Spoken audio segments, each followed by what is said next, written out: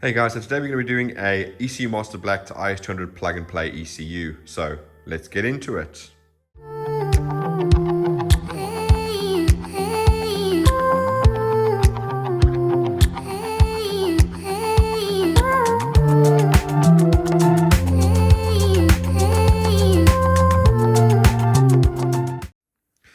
Right, so as I said, this is a plug and play patch harness to an IS200 using an ECUMaster Black for the 1G-FE engine.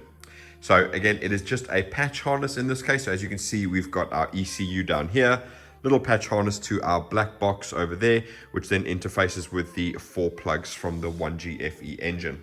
So first thing we're going to do is we're going to cut to a bunch of photos so you can see exactly what it looks like, also how the complete sub harnesses that we built for this look like. We'll be back in a second.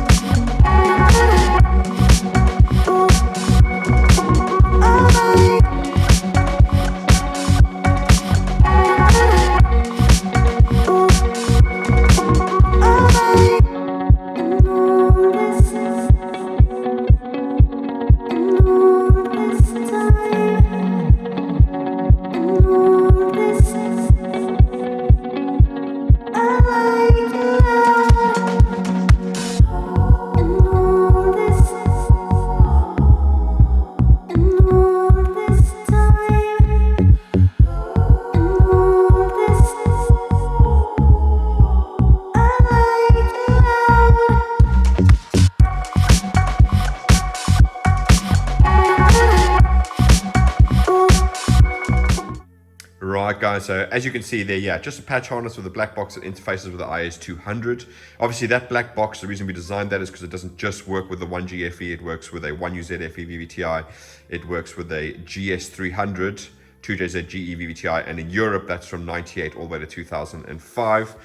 In America it would only be from 98 to 2001 because that's when they changed over to a different type of ECU. Also works with the 2JZ GTE VVTi from the Aristo, and also works with any 1JZ GT VVTi. So the idea is once you have that device, you can basically just change the patch harness between whatever ECU and that. And obviously if this customer wanted to swap to a 1UZ VVTi or a 1JZ GT VVTi or a 2JZ GT VVTi, you can retain the same box, you just remake that harness section over there. Okay, so first of all, let's go and discuss exactly what comes with a particular patch harness. And in this case, the customer's opted for 2 optional extras, one being a wideband Bosch sensor, the other one being a Mac boost valve. Okay, so as you saw in the photos earlier from the actual patch harness itself, you've obviously got this section that comes off the ECU, which then goes to the communication plug. So on the ECUMaster Black, there's 1 CAN bus. So in that 6-pin plug, you've got CAN high, CAN low. It also has RS232 communication, which is a different type of communication. And again, RS232 TX and RX, so transmit and receive, they are included in that 6-pin plug.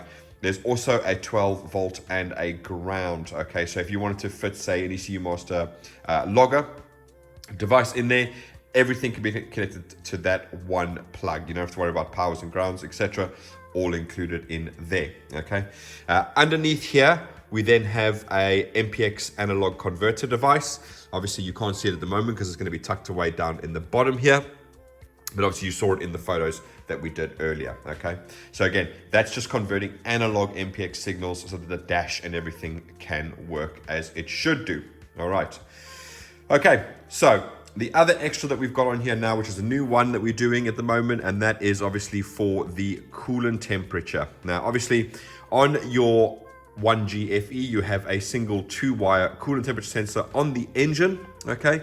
And that should be in sort of this area down here. I think it's behind the alternator, if memory serves me well. Now, obviously, unlike the 2JZ GE VVTi, there's no second port next to that one where you can fit a separate coolant temperature sensor, but we have come up with a solution for that. So with all of these harnesses now, you do get a 3-wire temperature sensor. This screws in place of your original IS200 coolant temperature sensor. This then obviously plugs into your standard coolant temperature sensor connector that's on your harness already. That one then will then plug into the temperature sensor that goes there. And then this long curled up section over here is basically going to come along under the firewall up through here. And then it's going to go into, and it is labeled the 28 pin plug, pin 7. So this is your 28 pin plug over there. That's your 22 pin plug. That is a 24 pin plug, and that is a 31 pin plug. So those are all the plugs that you have going on over there. Okay. Right, so that is the coolant temperature side, because obviously because we're using the analog converter, we need to get a coolant temperature sensor signal. And so this is the easiest way to do it, because you just unplug your original one, unscrew it, screw this one in, plug this in there, plug this into your original harness. That takes a signal back to the ECU, but it also then provides us with a analog signal for the MPX device. Now we have obviously incorporated into this plug over here, so you don't have to worry about actually running wires down and then into the actual MPX converter itself. Everything is designed to interface with the existing ECU plugs. They are very easy to get sorted. All the pins that we are using are located in empty spaces, so you don't have to remove anything. And basically all you need to do is, when you look at these plugs here, you'll see there's a secondary lock at the back. You just gently pry a screwdriver in there, pop it out. It comes out about 1 millimeter, and then you just push the terminals inside there till they click. And then you can push that secondary lock closed, and obviously then the wire will be inserted. Okay, so that's for the temperature, to sort that one out. Coming across over here, we then have our Mac boost valve over here. So again, little unpluggable section over there. But again, that comes to 2 plugs over here. Right, and as you can see here, again, they are labeled. So this one is going to go to 24 pin 10. And then this one is going to go to, let me just turn that around. So again,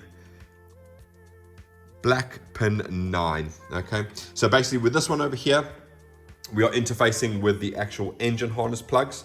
So ideally with this one over here, what you're going to want to do is obviously bring it in through the grommet over here. So we've made it quite long, so it can kind of come along here, go along the firewall, and go to the other side over there of the engine. But again, you're just going to bring them in through this grommet over here. It's going to go into the 24 pin plug number 10. And it's going to go into the black one, which is this one over here, and that is going to be pin 9. So that's supplying the 12 volts, and then that's going to the ECUmaster ECU to obviously activate the Mac boost valve. That's that over there. Okay.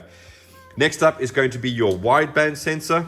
Again, so the plug is already on there, ready to rock and roll. And again, this one all labeled here exactly where you need to connect it. So 28 pin plug pin 25, 28 pin plug 15. 28 pin 27, 28 pin 16, and 28 pin 17. Okay, so those are all the signals from there. And you'll see further down the line, it actually splits up over there. And this one is going to black pin 8. Now, there is something that you need to remember about that. And that is, in this case, because we're interfacing with the 28 pin plug, this harness is again going to be designed to come up through the grommet over here. So again, you'll just be taking these single wires through, so just make a nice small hole, bring them up through here, and then obviously you can run them all the way along there, around the back of the firewall, to then go to a wideband sensor in the exhaust over there. Okay. Now, when I say that it goes to black pin 8, now, if you take a look at this and you were to remove this white frame or lift it up, you can see there's a little thing there where you can put a screwdriver in and pop it out there. Little thing with a screwdriver, you can pop it out there. And if you remove this black frame, you've got 2 identical plugs, one underneath and one below. So in this case with the wideband, what you're going to be doing is you're going to be plugging into the one underneath, because you're going to be coming through here. You're just going to plug it straight into there, which is why that one is obviously slightly shorter than those ones, because those have to reach all the way to the 28 pin plug. And again, every single pin that we're asking you to put in should be in an open slot that doesn't have a wire in. Okay, so we've gone through that so that you shouldn't need to remove any wires at all. You literally just plump them straight in. Okay, and as per usual with the black box over here, because we've got a bunch of again open spaces, there's a couple other things we can add. We've got another 5 volts and sensor ground, and we can add fuel pressure and oil pressure as well. Okay, so again, that can be added on later. We make a very similar setup to like this, where we just put ECU terminals on, and then boom, then you can add all of those on later if you so desire. Okay, right, so hopefully that explains everything in terms of how this is going to be completely installed all together. So again, all you're basically going to be doing is bringing the Mac boost valve in through the grommet there. The temperature and the wideband is going to be coming up through the bottom grommet over there. Just make a tiny hole and bring these particular ones through, and obviously then just going straight into there. This will then obviously sit on top of here. So again, this can actually go more down, so you can bring the harness in and you can really tuck it down to give you as much room as possible to apply this then on top of that. Okay, your manifold pressure sensor will obviously come through over there. So again, that will have to be taken outside the ECU box and go over to the engine as well. Okay, right, so now that that's gone through, we've gone through all the layout, I'm just going to get everything ready and we're going to come back and we're going to be doing the testing of the harness. So see you in a second. Right guys, so now we're back for the testing of the engine harness. Now, heads up, there is a bunch of testing that goes on off camera. Obviously, I don't want to bore you with all of that. So for example, here you'll see we've got a bunch of LEDs to imitate injectors, so I can test each injector one by one. We've got a bunch of coil plugs over here, and obviously I just fit a coil. This is an IS200 coil, same as the IS200 coil. And obviously I've just got a ETCS throttle, so this is basically the same as what you get on a 1G-FE VVTi. So again, it is drive-by-wire. You've got your motor plug there, your accelerator pedal position sensor plug there, and you've got your TPS plug over there. Okay, so again, this is all just plugged in to basically imitate an engine that's there. I don't have a 1G-FE engine, and obviously not really keen on getting one to obviously start up and everything for you guys, unfortunately. Okay, so what we're going to be doing today is there's going to be a little bit of testing and a little bit of explanation as well. So again, first thing we're going to be testing is the ambient temperature. So we're just going to pop over to the climate control over there, make sure we're displaying.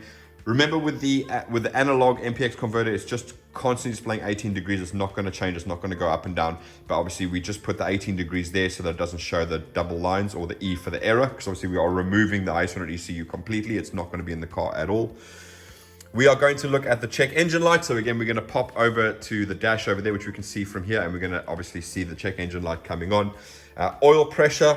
What I'm going to be doing there is I've got the oil pressure switch from the standard harness there. I'm just going to ground it out, which is obviously what your switch would be doing, and we'll see the oil light come up on the dash there, so that's great. Then the fuel pump relay, I'm actually going to test that using the software. So again, this is the fuel pump relay, or circuit opening relay as Toyota call it. And again, I'm going to test it with the laptop and you're going to hear that click. Then we are going to go and talk about the coolant temperature sensor, which I actually have already done. But again, we'll just recap that. Then we'll look at the coolant temp. So again, what I'm going to basically do is, the way that these 3-wire one works is you've got a signal and a sensor ground for the ECU, and then you've got the one for the analog. The one for the analog grounds through the body of the sensor itself. So obviously when it's screwed into the block, that's where it's getting its earth from. So what you'll see is when I turn the ignition on, the temperature in this case is going to shoot all the way to hot. So that's kind of a default feature of the MPX converter. If it doesn't have a signal from the temperature sensor, it just shoots straight to hot to tell you that there is no longer a signal for temperature. Okay, and that temperature obviously is adjustable. Okay, so once you get the engine up to temperature and you can read the actual coolant temperature on there, if it is slightly out on there, then obviously you can just adjust that to suit exactly what you are looking for. Okay, then we're going to check the coolant temperature. Again, we're going to do that by simply unplugging the sensor. You're going to see the coolant temperature over there is going to go to -30 or -40. And same with the intake air temperature sensor. We're going to go through, unplug it. You're going to see that's going to go to a minus like 30 or 40 degrees. And then obviously when I plug it back in again, it is going to then go back to the values that you see there. Okay. Then we're going to discuss the AC setup, how that works, and obviously I'm going to test the output to show you that that does work. The AC compressor relay is over here. It is getting a signal from the actual MPX analog converter, is giving a signal to the ECU to turn on the AC, but I'm going to explain that in more detail as we go through that.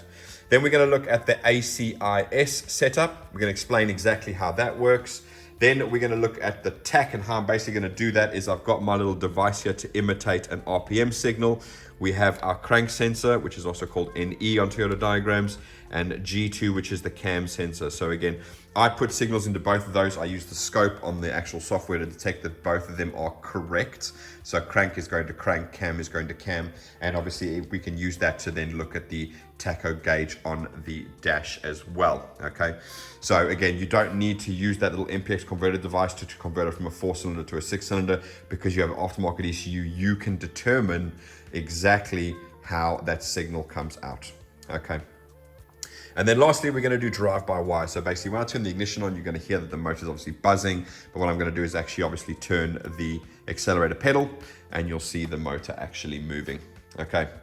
Right, so let's get on with it. So again, it is a completely plug-and-play setup. So obviously, you're going to plug everything in, add those extra wires for the wideband and the Mac and the coolant, and then you're going to pop in your car, and you're going to turn it on.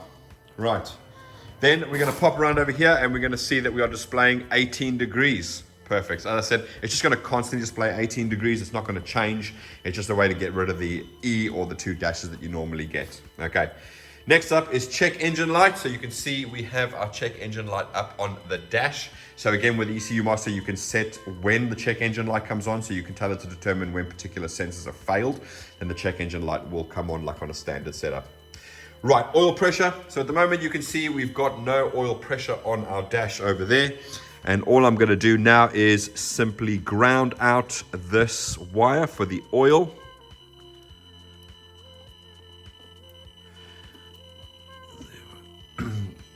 And there you go. You can see we've got oil light on there. And I'll just lift the wire up, and there it goes off. Okay.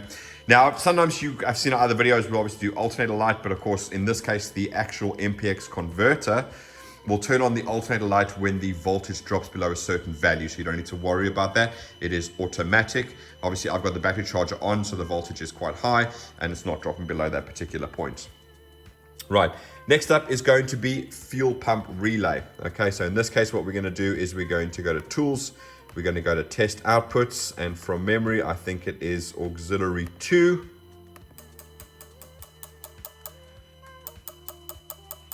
And there you go, you can hear that. Okay, just a quick bit while I'm here, if you want to see exactly what is set to what on your ECU, obviously you should have a pinout of your ECU to tell you what's what where. But if you get a base map, like when we send this out, the customer's going to have this already on here. And you can actually go show assigned outputs, and you can see there, check engine light is auxiliary 1, fuel pump is auxiliary 2, AC is auxiliary 3, tacho is auxiliary 4, oil control valve for the VVTi solenoid is auxiliary 5, and auxiliary 6 is the ACIS system. You then got all your injectors there, 2 outputs for the drive-by-wire, and your 6 ignition coils over there. So remember that auxiliary 3 is for AC. Right, coolant temperature sensor, as I explained, it is a new one. So again, you are fitting your 3-wire sensor into your block. You're removing your old one, which will look something along these lines over here. You're then going to take your plug, which is more than likely a green plug, and you're going to plug it directly into this, which is the female version.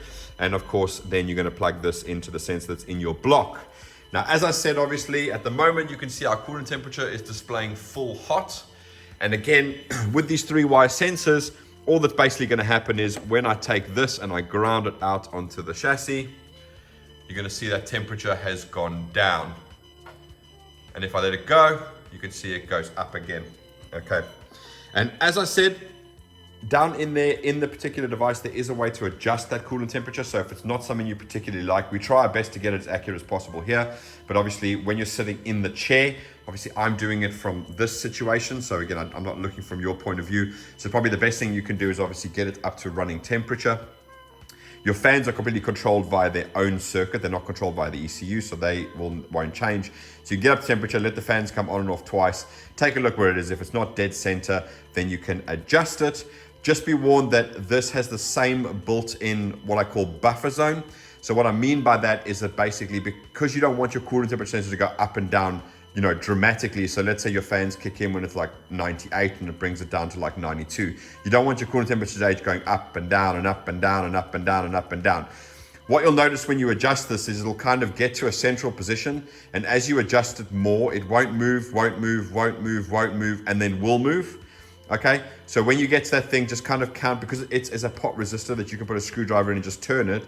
Just see how many turns from when it stopped moving to when it starts moving. And if you've got the temperature dead middle, then obviously adjust the screw slightly to be back in the middle between those 2 points. Okay, you can technically take it to the point where it starts moving and then go one back. And then if it goes over sort of 98 degrees, it'll start climbing again. But obviously you don't want that gauge to keep going up and down and up and down. It's really confusing. So try and get that in the dead center over there. Right, so that's that. Okay, so let's take a look at the coolant temperature at the moment. You can see we have got 22 degrees showing over there. Now, fingers crossed, I'm going to be able to remove this sensor while holding the camera.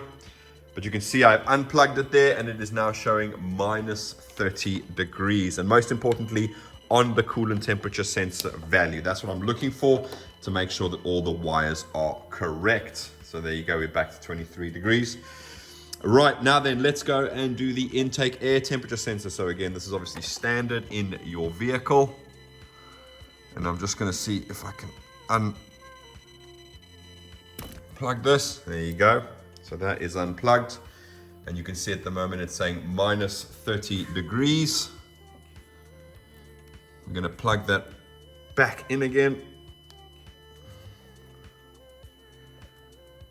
And there you go. We're then showing now 21, 22 degrees. Obviously it's been in my hand and I'm 37 degrees. Right, so that's that. Let's pop over to the AC setup. Okay, so basically how this works, the standard AC on the IS200 works the following way. You have a a pressure sensor in the front. That pressure sensor has 4 wires. 2 of them, one is a ground, one goes to the ECU. The other one is a ground and it goes to this relay box over here, which then controls the fan. So that's how your fan turns on when you turn on the AC, okay? That's the pressure sensor. That pressure sensor goes to ground whenever the pressure is correct. So if it's not too low or it's not too high, it'll be giving a ground, okay? So again, that one is going to the ECU, okay? And you can see here that I've got under AC, you can see switch 2 is the pressure one, okay? And switch 1 is from the MPX device that is going on over there, okay? So basically what we're doing is, because we only want the AC to come on when you press the button inside the car to command the AC to come on, and if the pressure is okay, you'll see under our section here that we've got switch 1 should be equal or greater than 100, 100 being on, 0 being off. But we've put the logical operator and switch 2 has to be equal or greater than 100, because again, they both go to ground. So the pressure switch goes to ground when the pressure is okay, and the AC switch will go to ground when you press the button in the car. So those 2 variables have to be true at the same time in order for the AC to come on, okay? So, and just to make sure that it is actually working correctly, again, I'm gonna go in here, I'm going to go test outputs. And remember, it's auxiliary 3, that is the AC one. So you can hear that relay down there clicking. I can actually feel it with my finger over there. Okay, right, so as long as your AC pressure is okay, and when you press the AC button in the car, the AC will actually come on, okay? So that's basically how that works, all right? So next up is going to be our ACIS setup. So again, this one is slightly more complicated, because if you take a look at the diagram from Toyota of exactly how the ACIS, when it should come on and when it should come off, I try and replicate the standard setup to make a good starting point for you.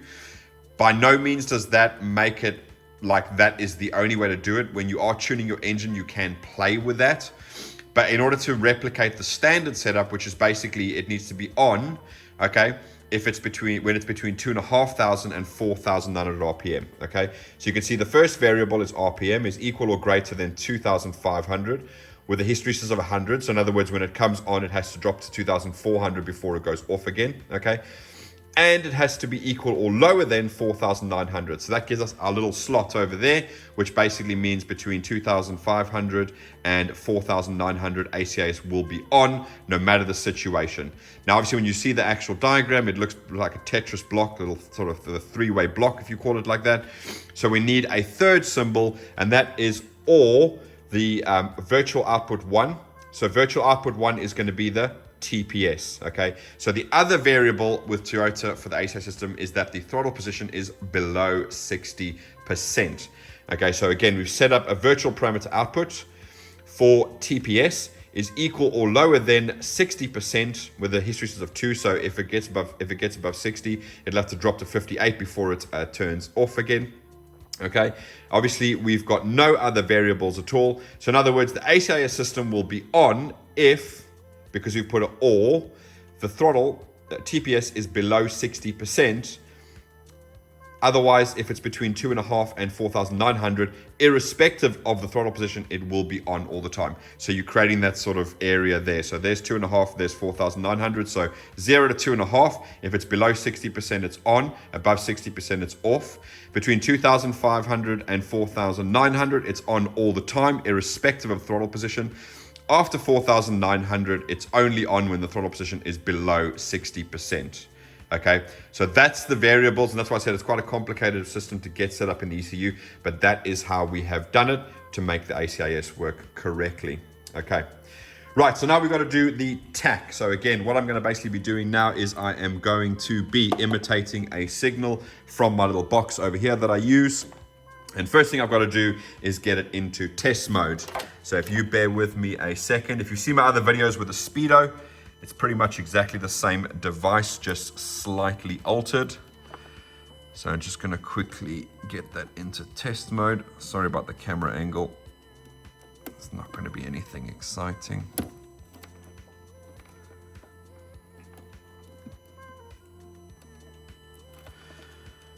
Okay.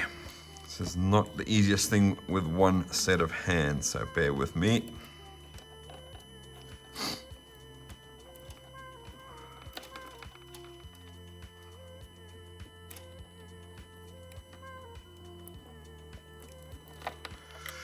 Right, there we got it. Okay, so I'm in test mode now. So basically what I'm going to do is I'm going to grab my crank sensor wire and I'm going to plug that in. You can actually hear the fuel pump relay clicking over there and going off, because now the ECU is picking up engine RPM. You can see we're displaying just over 1,000 on the dash over there. And if we take a look here, we are 1,103 RPM.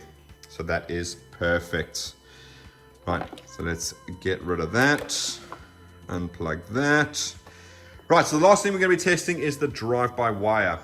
And all I'm basically going to do is I'm going to pop around the back here because you can see it much easier from the back here. And there you go. Okay. Right, so normally when I say when you've got a drive-by-wire system, everything is obviously wired correctly for your setup, but always do the drive-by-wire calibration as part of your setup as well. Again, I have a bunch of videos. I have a whole ECUMaster playlist on how to set up a bunch of things with the ECUMaster Black ECU. One of them is doing the drive-by-wire calibration, how to set up the drive-by-wire. So again, I'm not going to go through that. I'll put links down below, or you can just go look for our ECUMaster playlist. You'll have all the harnesses we've done with ECUMaster and a bunch of tutorial videos as well. Okay, right. I think that's about it, really. Hopefully that is self-explanatory, and obviously hopefully I've explained everything in great detail. The customer's obviously going to get a pin out of the ECU so he knows exactly what is connected to where, okay? And again, there's a bunch of testing I do off camera because I don't want to bore the hell out of you guys. Like I said, we test all the injectors, we test the oil control valve, we test all the coils. You can obviously see we've tested the drive-by-wire, we test the coolant temperature. Again, we test obviously the MAC and the wideband, and all of that type of jazz gets done off camera. But again, it would be like a 4-hour-long video if I was to go through all of that setup with you. Okay, but again, if you guys have any questions, please feel free to ask below. If you are looking for quotes for things like this, guys, basically if you message our Facebook page, you will then be redirected to a video displaying, containing exactly the information that we need from you. What I would suggest you do is you can also take a look through our YouTube playlist. Pretty much there's loads of videos on there with loads of harnesses done in the past. If there's anything similar to your setup in there, by all means, feel free to send me a link to that video and just explain any differences that you'd prefer over that particular setup. And again, we can help you much quicker because obviously I am a one-man band, so I'm trying to get through as many as I possibly can. But obviously, if I have to send, 5, 6, 7 messages backwards and forwards. So I created the video just to help you guys out where you're going to get the information from to help me know exactly what we're dealing with before we send any quotes. Okay. But that's all done. Thanks for watching, guys. See you again soon. Bye-bye.